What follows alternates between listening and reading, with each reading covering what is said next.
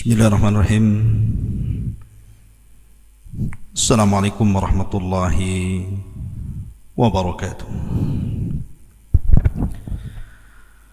Bihamdillahi wassalatu wassalamu ala rasulillah wa ala alihi wa sahbihi wa mawalah wa la hawla wa la quwata illa billahi wa ba'du. Qala Allahu azza wa jalla: Ya ayyuhalladzina amanu taqullaha haqqa tuqatih wa la tamutunna illa wa antum muslimun. Qala sallallahu alaihi wasallam: majtama'a qaumun fi baiti min buyutillah yatluna kitaballah wa yatadarasunahu bainahum illa nazalat alaihimus sakinah wa ghasyiyatuhumur rahmah wa haffathumul malaika wa dzakarallahu fi man indah. Amma ba'du, ma'asyiral muslimin wal muslimat, dimanapun anda berada yang mendengarkan kajian lewat media pesantren tahfidz Al-Quran dan bahasa Arab Pondok Pesantren Jabal Uhud Al-Islami Tiban Batam. Salawat dan salam demi keberkahan majlis kita senantiasa memuja dan memanjatkan kepada Rasul kita Muhammad sallallahu alaihi wa ala alihi wasallam. Pembahasan di malam hari ini kita akan membahas tentang menguak rahasia misteri perahu Nabi Nuh alaihi salatu wassalam di mana berlabuh. Apa sifat-sifat perahu ini? Berapa orang yang naik di atas perahu ini? Adakah orang-orang yang tidak naik ke perahu ini selamat? Lalu bagaimana setelah perahu ini disandarkan Allah? Kemana orang-orang ini kemudian pergi? Inilah yang kita akan bahas 1 jam ke depan. Mudah-mudahan kita bisa memetik ibrah dan pelajaran dalam kisah misteri berlabuhnya kapal Nabi Nuh alaihi salatu wassalam. Ma'asyiral muslimin yang dimuliakan Allah subhanahu wa ta'ala, kisah tentang rahasia di balik Safinatun Nuh bukan hanya dibicarakan orang-orang Islam saja, tapi juga dibicarakan oleh umat-umat sebelum Islam.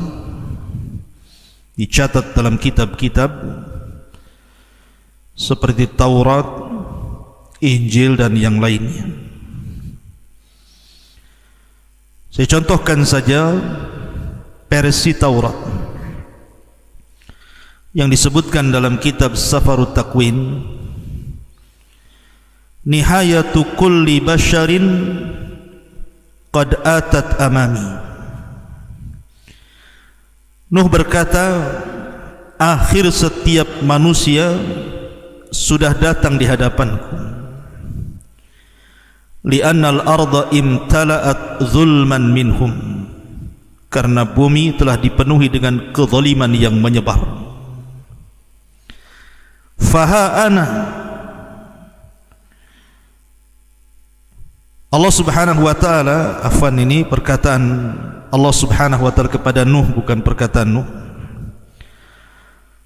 Saya ulang, nihayatu kulli basharin qad atat amami, kehancuran setiap manusia sudah datang di hadapanku. Li'annal arda imtala'at zulman minhum, karena bumi sudah dipenuhi dengan kezaliman yang menyebar. Faha ana muhlikuhum ma'al ardi, maka saya akan hancurkan mereka bersama bumi. Isna li nafsika falkan min khasabin jufrin, wahai Nuh, buatlah untuk dirimu sebuah perahu dari kayu. taj'alul fulka masakina, yang kau bisa jadikan perahu itu tempat tinggal, wa tatlihi min dakhilin wa min kharijin bil qar, kemudian benahi kapalmu, kamu oles dengan minyak-minyak supaya tidak bocor maksudnya. Wa hakadha tasna'uhu, begitulah engkau harus membuatnya. Kemudian disebutkan meterannya, salasa mi'ati dira'in yakunu tulu al-fulki, di mana 300 hasta panjangnya kapal itu. Wa khamsina dira'an arduhum, dan 50 hasta bentangannya atau lebarnya. Wa salasina dira'an irtifa'uhu, dan 30 hasta tingginya. Jadi panjangnya 300 hasta, kemudian lebarnya 50 hasta, kemudian tingginya 30 hasta. Kemudian wa tada'u babal fulki fi janibihi masakina sufliyatun wa mutawassitatun wa ulwiyatun, maka jadikan bagian-bagian kapal itu ada yang di bawah, ada yang di tengah, ada yang di atas, menunjukkan bahwa kapalnya Nabi Nuh itu ada 3 tingkat. Faha ana ati bitufanil ma'i alal ardi li ahlika kulla jasadin fihi ruhu hayatin min tahtis sama, maka saya akan hancurkan setiap jasad yang ada ruhnya yang berada di kolong langit. Kullu ma fil ardi yamut, setiap yang ada di bumi pasti mati. Kemudian Allah Subhanahu wa taala mengatakan, masukkan juga setiap itsnaini min kulli tudkhilu ilal fulki listiqaiha ma'aka, setiap binatang-binatang yang berpasang-pasangan masukkan juga. Takunu dzakaran au untha, laki-lakinya perempuannya. Minat tuyur, dari burung-burung, ka ajnasiha bersama jenis-jenisnya, wa minal bahaim ka ajnasiha, dan juga binatang-binatang ternak dengan segala jenisnya, wa min kulli dabbabatil ardi ka ajnasiha, dan binatang-binatang melata di bumi masukkan dengan jenis-jenisnya. Fakhud li nafsika min kulli ta'amin, ambil juga untuk dirimu wahai Nuh setiap makanan yukal yang dimakan. Fayakunu laka walaha ta'aman, sehingga makanan itu cukup untuk kau makan dan semua penghuni yang ada di kapal itu. Fa fa'ala Nuhun hasba kulli ma amarahu bihillahu hakadha fa'al, maka Nuh pun melaksanakan perintah Allah, begitulah Nuh melaksanakan perintah itu. Ini versi Taurat. Tetapi kalau kita melihat versi Al-Quran, berbeda lagi. Saya akan sebutkan ayat-ayat yang berkenaan dengan sifat-sifat kapal Nabi Nuh alaihi salatu wasalam dalam Al-Quran. Pertama disebutkan dalam surah Hud ayat 37, wasna'il fulka bi'ayunina wa wahyina wa la tukhatibni fil ladhina zalamu innahum mughraqun, dan buatlah kapal itu dengan pengawasan dan petunjuk wahyu dari kami, dan janganlah engkau bicarakan dengan aku tentang orang-orang zalim, sesungguhnya mereka akan ditenggelamkan. Di sini Allah Subhanahu wa taala memerintahkan Nuh untuk membuat perahu. Kemudian disebutkan dalam surah Al-Mu'minun ayat 27 juga, fa auhayna ilaihi anisna'il fulka bi a'yunina wa wahyina fa idza jaa amruna wa farat tanur fasluk fiha min kulli zawjayn itsnaini wa ahlaka illa man sabaqa alaihi alqawlu minhum wa la tukhatibni fil ladina zalamu innahum mughraqun. Lalu kami wahyukan kepadanya, buatlah kapal di bawah pengawasan dan petunjuk kami. Maka apabila perintah kami datang dan tanur dapur telah memancarkan air, maka masukkanlah ke dalam kapal itu sepasang-sepasang dari setiap jenis, juga keluargamu, kecuali orang-orang yang lebih dulu ditetapkan akan disiksa di antara mereka. Dan janganlah engkau bicarakan denganku tentang nasib orang-orang zalim, sungguh mereka akan ditenggelamkan. Di sini Allah sifatkan bahwa Allah Subhanahu wa taala merintahkan untuk membuat perahu dan memasukkan binatang-binatang yang berpasang-pasangan ke dalamnya. Kemudian juga Allah Subhanahu wa taala katakan, fa anjaynahu wa man ma'ahu fil fulkil mashhud. Kemudian kami menyelamatkan Nuh dan orang-orang yang bersamanya di dalam kapal yang penuh muatan itu. Ya, karena di situ ada binatang, ada manusia, ada makanan dan begitu seterusnya.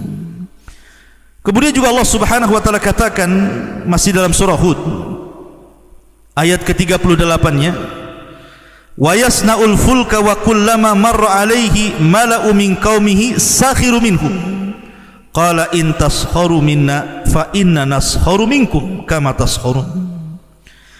Dan mulailah Nuh membuat kapal. Setiap kali pemimpin kaum berjalan melewatinya, mereka mengejeknya, seolah-olah, "Hei Nuh, dulu kau seorang nabi, kenapa pula jadi tukang kayu?" Maka Nuh berkata, "Jika kamu mengejek kami, maka kami pun akan mengejek kamu sebagaimana kamu mengejek kami." Ya, sebelum dibuatnya dan sedang dibuatnya kapal, mereka mengejek. Setelah Nuh berada di atas perahu dan Allah selamatkan, maka al-jaza'u min jinsil amal. Balasan itu disesuaikan dengan amalannya. Kemudian juga disebutkan dalam surah Al-Haqqah ayat 11-12, Allah mengatakan, an inna lamma taghal ma'u hamalnakum fil jariyah linaj'alaha lakum tadhkiratan wa ta'iyaha udhunun wa'iyah. Sesungguhnya ketika air naik sampai ke gunung, kami membawa nenek moyang kamu ke dalam kapal agar kami jadikan peristiwa itu sebagai peringatan bagi kamu dan agar diperhatikan oleh telinga yang mau mendengarkan. Kemudian juga sifat perahu Nabi Nuh juga disebutkan dalam ayat dalam surah Al-Ankabut ayat 15, fa anjaynahu wa ashabas safinati wa ja'alnaha ayatan lil alamin. Maka kami selamatkan Nuh dan orang-orang yang berada di kapal itu, dan kami jadikan peristiwa itu sebagai pelajaran bagi semua manusia. Dan juga Allah Subhanahu wa taala katakan, wa hamalnahu ala dhati alwahin wa dusur tajri bi a'yunina jazaan liman kana kufir wa laqad taraknaha ayatan fahal min mudzakir. Dalam surah Al-Qamar juga Allah katakan ayat 14-15, dan kami angkut Nuh ke atas kapal yang terbuat dari papan dan pasak. Artinya perahu Nuh itu bukan dari besi tetapi dari kayu, yang berlayar dengan pemeliharaan kami sebagai balasan bagi orang-orang yang telah ingkar diingkari kaumnya. Dan sungguh kapal itu telah kami jadikan sebagai tanda pelajaran, maka adakah orang-orang yang mengambil pelajaran itu? Ma'asyiral muslimin yang dimuliakan Allah Subhanahu wa taala, dari sini datanglah beberapa sifat kapal berdasarkan nas Al-Qur'an. Pertama, di sini Allah Subhanahu wa taala katakan annaha dzatu alwahin wa dusur. Jadi kapal Nabi Nuh itu terbuat dari papan dan pasak. Jadi pakunya itu pasak, kemudian badan kapalnya itu kayu-kayu yang sudah diserut. Begitulah berdasarkan nas Al-Quran. Kemudian juga di antara sifatnya annaha dzatu masalik au masakin au ghuraf hasba ma warada fi suratil mu'minin. Jadi kapal itu bisa dijadikan tempat tinggal, saking besarnya kapal itu. Dan juga ada kamar-kamarnya. Jadi ada kamar-kamar untuk manusia, ada kamar untuk binatang, ada kamar untuk burung, semua disediakan. Berdasarkan surah Al-Mu'minun, fasluk fiha min kulli zawjaini itsnaini wa ahlaka illa man sabaqa alaihi alqaulu minhum. Maka masukkanlah setiap binatang-binatang yang berpasang-pasangan dan juga keluargamu, kecuali orang yang sudah ditetapkan mereka akan dibinasakan. Kemudian juga yang ketiga, dan ingat bahwa kapal Nabi Nuh ini mukjizat. Ingat, ini bukan kapal biasa, ini mukjizat, mukjizat seorang nabi. Bayangkan banjir itu dijelaskan sampai menutupi gunung-gunung tertinggi di dunia, dengan dihampas dengan tupan, dengan gelombang yang sangat besar, tapi tidak menggulingkan perahu Nuh. Kalau bukan mukjizat apa namanya? Jadi kapal ini mukjizat Nabi Nuh alaihi salatu wassalam. Tidak bisa kita bayangkan, namanya mukjizat itu keanehan. Makanya kapalnya Nabi Nuh alaihi salatu wassalam bisa selamat dari bahtera yang sangat maha dahsyat, yang secara logika harusnya kapal itu tenggelam dan terguling, itu harusnya. Tapi karena mukjizat dari Allah subhanahu wa ta'ala, makanya kemudian Allah subhanahu wa ta'ala mengatakan ayatan. Allah mengatakan fa'anjaynahu wa ashabas safinati wa ja'alnaha ayatan lil alamin. Dan kami selamatkan Nuh dan juga orang-orang yang di kapal itu, dan kami jadikan sebagai tanda kuasa Allah. Jadi perahu itu memang tanda-tanda kekuasaan Allah, mukjizat yang Allah berikan kepada Nuh, mampu membuat kapal sehebat itu, padahal hanya terangkai dari kayu dan pasak-pasak saja. Ya. Ma'asyiral muslimin yang dimuliakan Allah azza wa jalla, bahkan disebutkan bagaimana sifat tufan. Allah katakan dalam surah Al-Qamar, fafatahna abwabas sama bima'in munhamir wa fajjarna al-arda uyunan faltaqal ma ala amrin qad qudir. Kami buka pintu-pintu langit, kemudian kami hujani sederas-derasnya. Bukan hanya itu, wa fajjarnal arda, kami bukakan semua sumber-sumber yang ada di bumi, kemudian dimuncratkan ke atas permukaan. Kemudian ditemukan air langit dan bumi, dan Allah perintahkan angin tufan untuk membawa air itu, bah tsunami besar, menggiring semua umat Nabi Nuh, ditenggelamkan. Sampai Kan'an berusaha naik ke atas bukit pun tidak bisa diselamatkan. Dan Allah juga mengatakan dalam surah Al-Haqqah, inna lama taghal ma hamalnakum fil jariyah linaj'alaha tadhkiratan wa ta'iyaha udhunun wa'iyah. Lihat di sini Allah subhanahu wa ta'ala mengatakan, sesungguhnya ketika air itu naik sampai ke gunung, jadi air itu terus meninggi sampai ke gunung, bahkan sampai menenggelamkan gunung. Kami membawa nenek moyang kamu ke dalam kapal agar kami jadikan peristiwa dahsyat itu sebagai peringatan bagi kamu, dan agar diperhatikan oleh telinga-telinga yang mau mendengarkannya. Lihat, sampai-sampai Allah subhanahu wa ta'ala menyebutkan sifat tufan luar biasa. Kemudian juga Allah subhanahu wa ta'ala berfirman dalam surah Al-Mu'minun, fa idza jaa amruna wa farat tanuh. Arti fara fauran artinya irtifa'us sa'ili bisuhunatin natijatan ta'ridu limasdari hararatin. Artinya air yang datang itu bukan air biasa, tetapi mengandung hawa panas. Bayangkan seperti larva keluar dari perut bumi membawa air panas yang luar biasa. Adapun tanur adalah wajhul ardi, dia adalah permukaan bumi. Jadi permukaan bumi semua tertutup dengan air. Memang terjadi khilaf para ulama, apakah satu dunia itu terjadi banjir bandang dengan tufan yang hebat, satu dunia maksudnya, ataukah hanya kaumnya Nuh, karena ketika itu manusia belum mendunia, hanya di satu tempat kaumnya Nuh saja. Wallahu a'lam, karena tidak ada keterangan. Yang jelas bahwa Allah Subhanahu wa taala menyebutkan dalam surah Hud ayat 42, wa hiya tajri bihim fi maujin kal jibal, bahwa air itu menjadi gelombang-gelombang besar layaknya gunung-gunung yang sedang menghempas-hempas.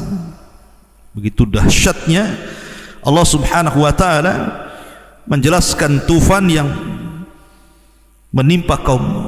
Coba bagaimana bisa selamat dengan banjir sebesar ini? Ma'asyiral muslimin yang dimuliakan Allah Subhanahu wa taala, ketika Nuh alaihi salatu wassalam naik ke atas perahu, memang secara jumlah berapa orang sebenarnya yang naik di atas perahu itu? Kalau kita mengacu kepada Taurat ataupun perjanjian lama, kita Israiliyat, bahwa orang-orang yang ada di perahu itu jumlahnya sekitar, ada yang mengatakan 40 dan ada yang mengatakan 80 orang. Paling banyaklah 80 orang. Kenapa? Karena Nabi Nuh alaihi salatu wassalam itu memang diuji. Dia setiap berdakwah itu tidak dapat pengikut kecuali setelah melewati 20 tahun sekali. Jadi 20 tahun sekali baru dapat satu pengikut. Nanti 20 tahun lagi berdakwah, satu pengikut lagi. Dan Nuh itu berdasarkan nas Al-Quran, usia dakwahnya itu alfasanatin illa khamsina ama, 1000 tahun dikurangi 50, artinya 950 tahun Nuh itu berdakwah. Tapi Allah uji dengan tidak banyak pengikut, sehingga ada yang mengatakan 40, ada yang mengatakan 80, ada yang mengatakan 70, wallahu alam. Ini berdasarkan dari kisah-kisah Israiliyat, karena Al-Quran tidak menjelaskan berapa jumlahnya. Yang jelas bahwa di perahu itu yang jelas-jelas ada adalah Nuh, kemudian 3 anak yang sudah saya ceritakan, Syam, Ham dan Yafis, dan juga istri-istrinya dan anak-anaknya. Apakah kemudian 70 atau sampai 80 itu hanya keluarga Nuh saja? Wallahu a'lam. Ataukah ada pengikutnya di situ? Allahu a'lam. Kita tidak tahu, karena tidak dijelaskan masalahnya harus gimana gitu ya. Ma'asyiral muslimin yang dimuliakan Allah Azza wa Jalla. Lah, adapun besar perahu Nabi Nuh seperti yang di awal saya jelaskan versi Taurat tadi, sekian hasta panjang, sekian hasta lebar, sekian hasta tinggi, maka kita katakan sebagaimana yang dikatakan para ulama, fa innas safinata banaha Nuhun biwahyin. Ingat bahwa perahu itu dibuat oleh Nabi Nuh berdasarkan wahyu, satu, wa ta'limin minallah, dan Allah yang mengajarkannya, wala na'rifu hajmaha wala syaklaha wala tasmimaha wa hiya mu'jizatun wa ayatun li ahlil ardi. Kita tidak mengetahui berapa besarnya, bagaimana bentuknya, bagaimana sifatnya, karena perahu Nabi Nuh itu adalah mukjizat dan tanda-tanda kebesaran Allah yang Allah tampakkan di permukaan bumi, sebagaimana Allah berfirman, fa anjaynahu wa ashabas safinati wa ja'alnaha ayatan lil alamin. Dan kami selamatkan Nuh dan juga orang-orang yang ada di kapal itu, dan kami jadikan sebagai mukjizat, tanda-tanda kebesaran Allah di alam semesta ini. Dan Allah juga mengatakan dalam surah Yasin, wa ayatul lahum an hamalna dzurriyyatahum fil fulkil mashhun. Dan itu semua tanda kebesaran Allah bagi mereka. Kami bawa Nuh dan anak cucunya dalam perahu yang penuh dengan muatan. Ma'asyiral muslimin yang dimuliakan Allah Subhanahu wa taala, maka tidak boleh kita mengkias, oh perahu Nabi Nuh itu seperti kapal kelud umpamanya kalau di negeri kita ya, oh seperti kapal pesiar. Tidak bisa, karena tidak dijelaskan bentuknya seperti apa, kotakkah dia, segitigakah dia, seperti kepompongkah dia, kita tidak tahu. Maka kita hanya mengacu kepada zahir nas Al-Quran dan hadis Nabi SAW, bahwa kapal itu merupakan perintah dari Allah, merupakan wahyu, dan Allah yang mengajarkan bagaimana cara membuatnya. Adapun bentuknya, besarnya, sifatnya, kita hanya kembali kepada nas Al-Quran dan hadis-hadis Nabi SAW yang sudah dipahami oleh para ulama ahli sunnah wal jamaah. Ma'asyiral muslimin yang dimuliakan Allah Azza wa Jalla, disebutkan dalam tafsir Ar-Razi, tafsir Ar-Razi Mafatihul Ghaib, wa ikhtalafu fi annahu hal dakhala fi qawlihi zawjaini itsnaini ghairal hayawan am la. Apakah masuk pada perkataan setiap berpasang-pasangan selain hewan, umpamanya tumbuh-tumbuhan, satu pohon kurma jantan, satu pohon kurma betina, begitu. Maka amal hayawan fadakhil, adapun hewan-hewan jelas masuk. Adapun yang dimaksud nabat, maksudnya tumbuh-tumbuhan, fal lafdzu la yadullu alaih, lafaz tidak menunjukkan itu. Tapi tentu ada qarinah. Yang namanya makanan tentu buah-buahan, sayur-sayuran tentu masuk gitu ya. Kebutuhan manusia pasti ada di situ.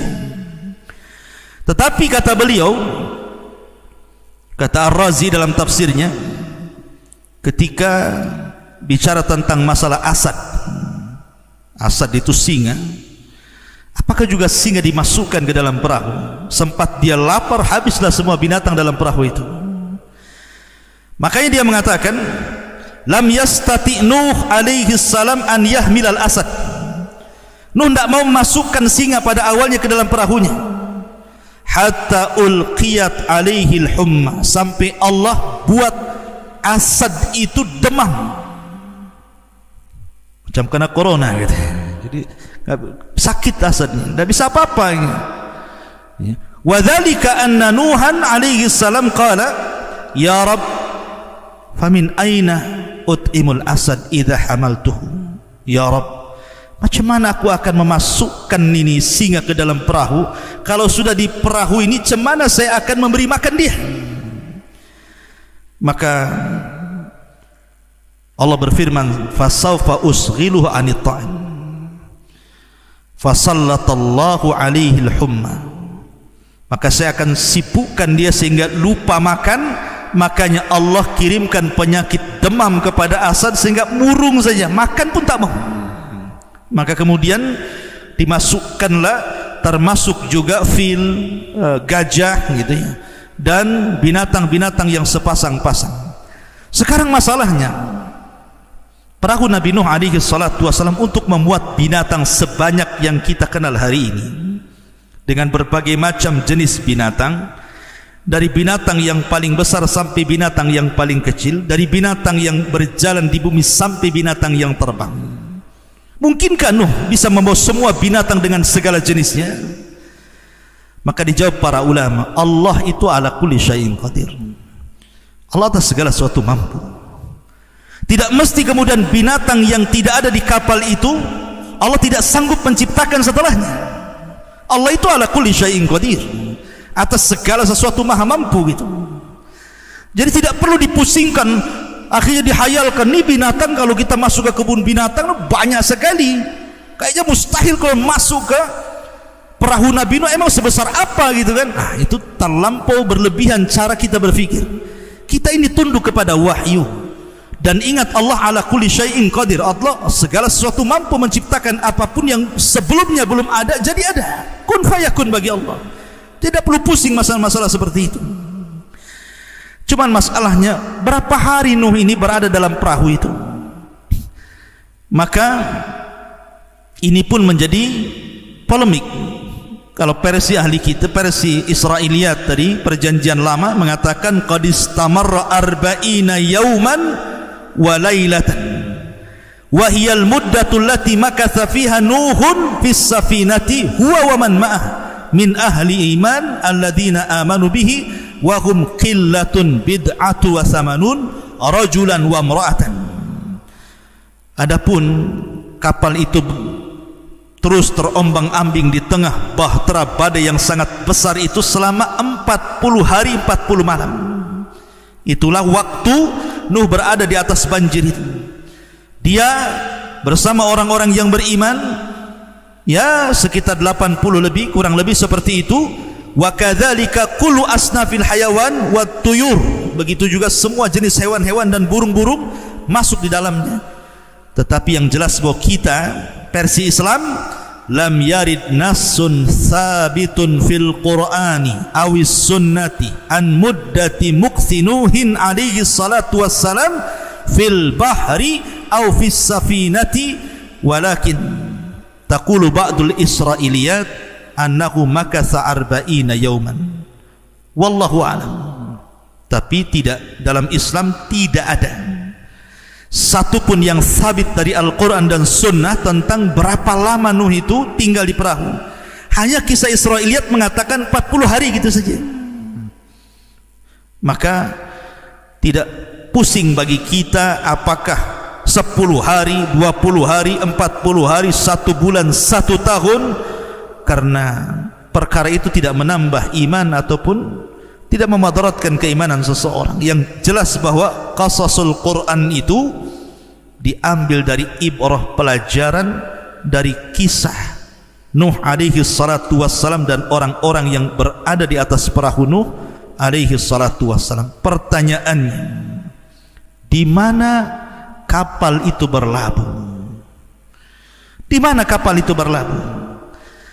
Quran memang jelas mengatakan dalam surah Hud 44, wa qila ya ardu abli'i ma'aki wa yassama aqli'i wa ghidal ma'u wa qudiyal amru wastawat alal judi wa qila bu'dan liqaumi zalimin. Wahai bumi, telanlah airmu, wahai langit, berhentilah hujanmu, dan air pun disurutkan dan perintah pun diselesaikan, dan kapal pun berlabuh di sebuah gunung yang disebut dengan Judi, dan dikatakan binasalah orang-orang yang zalim itu. Quran hanya menyebutkan kalimat Jabal Judi, Bukit Judi. Ingat ada 3 bukit yang sangat dimuliakan dalam sejarah kan itu. Ada namanya Bukit Judi, tempat berlabuhnya kapal Nuh. Ada namanya Bukit Saina, tempat Taurat turun kepada Nabi Musa alaihi salatu wassalam. Ada namanya Bukit Hira, di mana Rasul berada di Gua Hira, wahyu turun di situ. Inilah bukit-bukit mulia. Lah salah satunya Bukit Judi. Pertanyaannya, di mana Bukit Judi ini? Terjadi silang pendapat yang cukup tajam di kalangan ulama. Ada yang mengatakan Bukit Judi itu di Mekah, di Mekah Al-Mukarramah. Karena ada yang mengatakan bahwa ketika Nuh alaihi salatu wassalam berada di atas perahu itu, maka Allah subhanahu wa ta'ala arahkan perahunya itu mengarah ke Mekah. Kemudian setelah berada di atas Baitullah Al-Haram selama 40 hari, kemudian diarahkan ke Bukit Judi. Kemudian disitulah kapal Nabi Nuh dilabuhkan. Ketika Nabi Allah Ibrahim alaihi salatu wassalam membangun Ka'bah, maka Ibrahim kan memerintahkan Ismail untuk membawa batu-batu. Maka diambillah 4 batu. Pertama batu Hira, kedua batu dari Sabir, kemudian batu dari Tur, kemudian batu dari Judi. Artinya masih negeri Arab, karena Ibrahim itu berada di Mekah, negeri Arab. Ini pendapat yang pertama, bahwa Bukit Judi itu berada di Mekah Al-Mukarramah. Pendapat yang kedua, bahwa Bukit Judi itu ada di Musil, di daerah Musil, daerah Irak sana. Disitulah kemudian bukit itu berada tempat berlabuhnya kapal Nabi Nuh alaihi salatu wassalam. Ada juga yang mengatakan bahwa bukit itu dekat dengan Kufah. Ada juga yang mengatakan dekat dengan Najab al-Ashraf. Tetapi yang masyhur dari kalangan para ulama tafsir, bahwa Bukit Judi itu berada di sebuah wilayah yang meliputi distrik Botan di Turki sana, dekat dengan perbatasan negara-negara Turki, Irak, Suria dan semacamnya situ. Dan pemerintah Turki pernah mendanai untuk menggali situs-situs itu, sampai akhirnya kemudian ditemukan situs-situs tersebut. Rupanya kemudian ada tonjolan di atas bukit itu, di mana persis menyerupai kapal.